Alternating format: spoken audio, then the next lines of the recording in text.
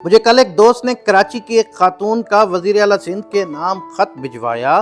خاتون نے خط میں لکھا، میرے خاوند انتہائی علیل ہیں، یہ ہفتے میں 3 بار ڈائیلائسس کراتے ہیں۔ ان کے ڈائیلائسس ماہانہ ٹیسٹوں، ادویات، انجیکشن اور ڈاکٹروں کی فیسوں پر 1,75,000 روپے ماہانہ خرچ ہوتے ہیں۔ ہماری دونوں بیٹیاں مل کر یہ اخراجات برداشت کرتی ہیں، لیکن اب ان کے بس کی بات نہیں رہی، لہٰذا میری آپ سے درخواست ہے، آپ مہربانی فرما کر میرے خاوند کے میڈیکل اخراجات کا کوئی مستقل بندوبست کر دیں۔ خاتون نے آخر میں لکھا، میرے خاوند میرے گھر میں رہتے ہیں اور یہ گھر مجھے میری والدہ نے دیا تھا۔ یہ ایک عام سا خط تھا۔ ملک میں روز ہزاروں لوگ اسی قسم کے خط لکھتے ہیں اور حکومت سے امداد مانگتے ہیں۔ یہ کوئی غیر معمولی بات نہیں، لیکن یہ خط اس کے باوجود غیر معمولی ہے۔ کیوں؟ کیونکہ یہ درخواست کسی عام خاتون نے نہیں کی۔ یہ خط پاکستان کے پہلے وزیر اعظم خان لیاقت علی خان کی بہو در لیاقت علی خان نے لکھا تھا، اور جس مریض کے لیے امداد مانگی جا رہی تھی اس کا نام اکبر علی خان تھا، اور یہ لیاقت علی خان اور بیگم رانا لیاقت علی خان کا بیٹا ہے۔ ہمارے ملک میں شاید بہت ہی کم لوگوں کو یہ علم ہوگا کہ لیاقت علی خان کرنال کے بہت بڑے جاگیردار خاندان سے تعلق رکھتے تھے۔ ان کی جاگیر میں ریلوے اسٹیشن تھا اور ان کے کھیت اور باغ میلوں تک پھیلے ہوئے تھے۔ وہ 1918 میں آکسفورڈ یونیورسٹی میں پڑھنے گئے تھے، وکالت شروع کی تو چند برسوں میں ہندوستان کے بڑے وکلاء میں شمار ہونے لگے۔ 1923 میں سیاست میں آئے اور 1926 میں انگریز دور میں یوپی اسمبلی کے رکن منتخب ہو گئے۔ مسلم لیگ جوائن کی تو قائد اعظم کے بعد ہندوستان میں مسلمانوں کے سب سے بڑے لیڈر بن گئے۔ 1947 میں پاکستان آئے تو اپنی ساری زمین، جائیداد، روپیہ، پیسہ، حتیٰ کہ کپڑے تک بھارت چھوڑ آئے اور کراچی میں جائیداد کا کسی قسم کا کلیم نہ کیا۔ اس سرزمین سے 1 انچ زمین تک نہ لی۔ وہ پاکستان کے پہلے وزیر اعظم تھے۔ وہ اگر چاہتے تو آدھا کراچی، لاہور اور راولپنڈی ان کا ہوتا۔ وہ اگر دہلی اور ممبئی کے گھروں کا کلیم ہی لے لیتے تو ان کا خاندان آج ارب پتی ہوتا، لیکن اس درویش صفت انسان نے ملک کو اپنا سب کچھ دے دیا، لیکن بدلے میں کچھ نہیں لیا۔ ان کی بیگم اپنے زمانے کی انتہائی خوبصورت، مہذب اور پڑھی لکھی خاتون تھیں۔ وہ برٹش آرمی کے انگریز میجر جنرل ڈینیل پینٹ کی بیٹی تھیں۔ والدہ برہمن تھیں۔ لکھنؤ یونیورسٹی سے گریجویشن کی اور گوکھلے میموریل اسکول کلکتہ میں پڑھانا شروع کر دیا۔ 1931 میں ایم اے کیا اور دلی میں پروفیسر بن گئیں۔ ان کا نام شیلا آئرن پینٹ تھا۔ 1932 میں اسلام قبول کیا۔ خان لیاقت علی خان سے شادی کی اور شیلا سے بیگم رانا لیاقت علی خان بن گئیں۔ ان کے 2 بیٹے تھے، اکبر علی خان اور اشرف علی خان۔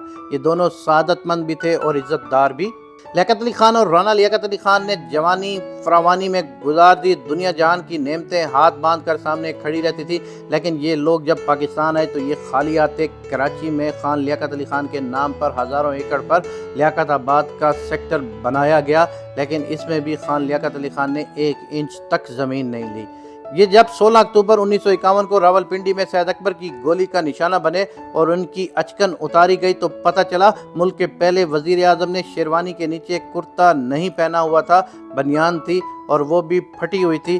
گھر میں کپڑوں کے صرف 3 جوڑے اور 2 جوتے تھے۔ اکاؤنٹ میں چند سو روپے تھے۔ بیگم اور بچے وزیر اعظم ہاؤس میں رہتے تھے۔ بقول بیگم رانا لیاقت علی کے وزیر اعظم ہاؤس کا چینی کا کوٹا نواب صاحب نے اتنا کم رکھوایا تھا کہ مہینے کی 15 تاریخ تک چینی ختم ہو جاتی تھی اور ہمارے علاوہ آنے والے مہمانوں کو بھی پھیکی چائے پینی پڑتی تھی۔ نواب صاحب قبل از شہادت اپنے کریانہ فروش کے علاوہ اپنے درزی حمید کے بھی قرض دار تھے۔ خواجہ نظام الدین نئے وزیر اعظم بن گئے۔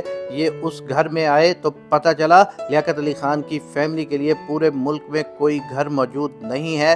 سوال اٹھا، یہ لوگ کہاں جائیں گے؟ لہٰذا خواجہ ناظم الدین نے بیگم رانا لیاقت علی خان کو ہالینڈ میں سفیر بنا کر بھیج دیا۔ بیگم رانا ہالینڈ، پھر اٹلی اور آخر میں تیونس میں سفیر رہیں۔ یہ واپس آئیں تو ذوالفقار علی بھٹو نے انہیں گورنر سندھ بنا دیا۔ یہ پاکستان کی پہلی خاتون چانسلر بھی رہیں۔ یہ کراچی یونیورسٹی کی چانسلر تھیں۔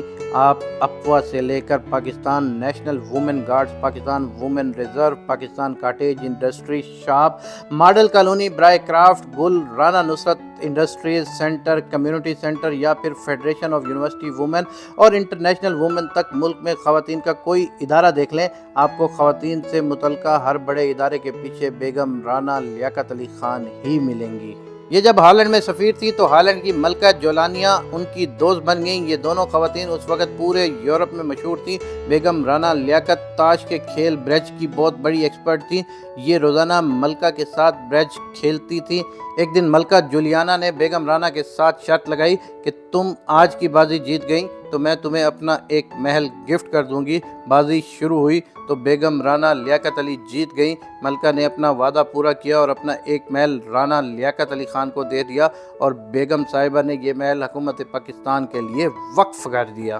آج بھی ہالینڈ میں پاکستان کا سفارتخانہ اسی محل میں قائم ہے۔ یہ 1990 میں کراچی میں فوت ہوئی اور انہیں مزار قائد پر خان لیاقت علی خان کے پہلو میں دفن کر دیا گیا۔ لیکن یہ ہوں یا خان لیاقت علی خان، وہ اپنی اولاد کے لیے کوئی زمین یا جائیداد چھوڑ کر نہیں گئے اور آج ان کے صاحبزادے اکبر علی خان اپنی بیگم در لیاقت کے گھر میں رہتے ہیں اور ان کی حالت یہ ہے، ان کی بیگم اپنے بیمار خاوند کے علاج کے لیے وزیر اعلیٰ سندھ کو خط لکھنے پر مجبور ہے۔ ملک کے پہلے وزیر اعظم کے صاحبزادے اور بہو ہر ماہ 1,75,000 روپے افورڈ نہیں کر سکتے۔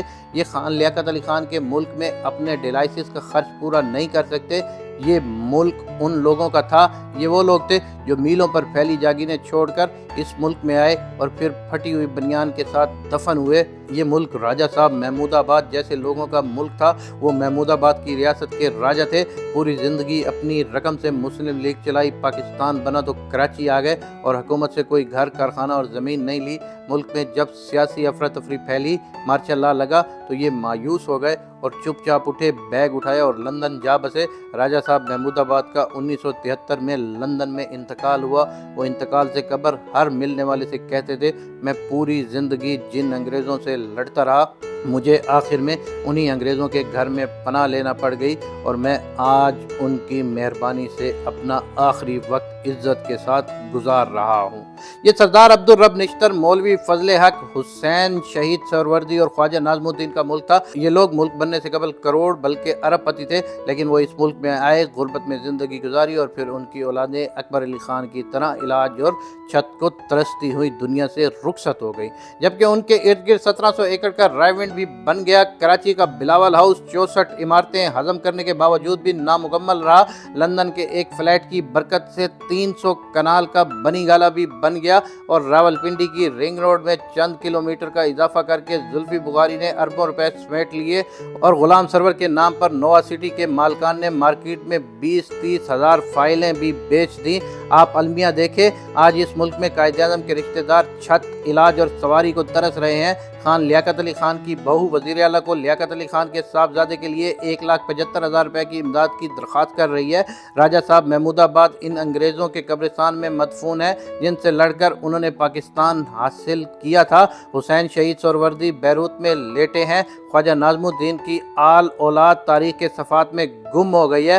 مولوی فضل حق عبرت کی نشانی بن کر ڈھاکہ میں دفن ہو گئے اور محمد علی بوگرا ملک چھوڑ کر بوگرا گئے اور چپ چاپ وہاں انتقال کر گئے۔ جبکہ ملک کے ٹھیکیدار آج بھی چینی آٹے اور LNG سے ایک مہینے میں 400 ارب کما لیتے ہیں۔ آج لیاقت علی خان کی بہو اس ملک میں پوچھ رہی ہے، کیا یہ ملک ان ٹھیکیداروں کے لیے بنا تھا؟ کیا لیاقت علی خان جیسے لوگوں نے یہ ملک اس لیے بنایا تھا کہ ان کے نواب ابن نواب بچے علاج کو ترستے رہیں، جبکہ زلفی بخاری اور غلام سرور خان جیسے لوگ رنگ روڈ سے اربوں روپے کما لیں؟ یہ ہے آج کا پاکستان، ٹھیکیداروں کا ملک۔ ٹھیکیدار مفادات کے حمام میں ننگے نہا رہے ہیں۔ یہ ایک رات میں وفاداری بدل کر صاف ستھرے ہو جاتے ہیں، جبکہ مالک اور ان کی اولادیں علاج اور عزت کو ترستی دنیا سے رخصت ہو جاتی ہیں۔ ملک کے مالکوں کے بچے ڈائلائسس کا خرچ برداشت نہیں کر پا رہے، جبکہ وزیر صحت ادویات کی قیمتیں بڑھا کر 3-4 ارب روپے جیب میں ڈالتے ہیں اور پارٹی کے سیکرٹری جنرل بن جاتے ہیں۔ کیا بات ہے! ہمیں شاید من حیث القوم انہی احسان فراموشوں کی سزا مل رہی ہے۔ ہم شاید اسی لیے پوری دنیا سے جوتے کھا رہے ہیں۔ بتانا یہ تھا کہ جن لوگوں نے ملک بنایا انہوں نے اس کے بنانے پر اپنا سب کچھ قربان کر دیا۔ قائد اعظم سے جب پاکستان کی بابت سوال کیا گیا تو قائد اعظم کا جواب تھا کہ پاکستان اسلام کی تجربہ گاہ کے طور پر ہوگا جہاں اسلام کے آفاقی اصولوں کو نافذ کیا جائے گا۔ ان تمام افراد کو اس ملک میں ذلیل و رسوا بھی کیا گیا، جیسا کہ مجیب الرحمان، محترمہ فاطمہ جناح، حسین شہید سہروردی وغیرہ۔ ان تمام بانیان پاکستان کے مقاصد نیک تھے، لیکن اس ملک کی اشرافیہ نے جو حشر ان کے پاکستان کا کیا اس کی ذمہ دار پاکستان کی اشرافیہ ہے، بانیان پاکستان نہیں۔ اگر ان کے اصولوں اور طور طریقوں پر چلا جاتا تو پاکستان کا یہ حشر کبھی نہ ہوتا۔